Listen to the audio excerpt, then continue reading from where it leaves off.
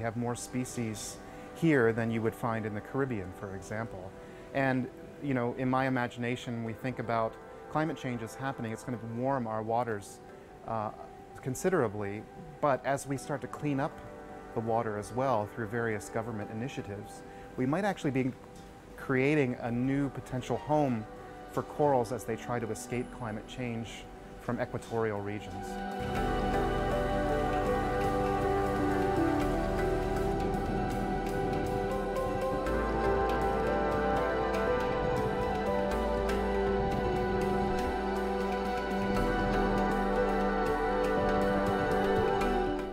Probably because they're well adapted to this kind of really dynamic marginal reef environment.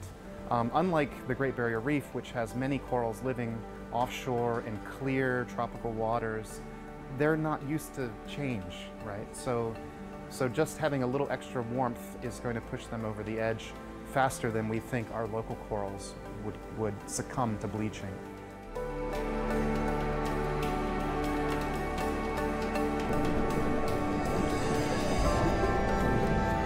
Clay is basically soil, yeah. So soil you can find everywhere on the earth, and it's a very environmental friendly material, obviously, yeah. So all you have to do is you print it and then you have to fire it. Whereas it's like concrete is alkali, has a kind of a high pH level, so it's actually has a potential to harm the environment, like the marine environment, yeah.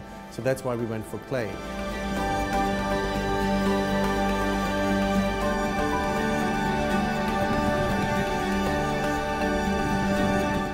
I still remember the first time we put down the tiles. There was a few fishes around the tiles, and it was making me really excited.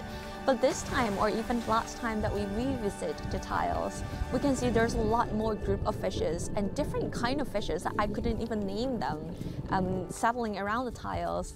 And one of the sites we even see a resident cuttlefish, and recently it just laid eggs around the tile, so it has been again very, very exciting.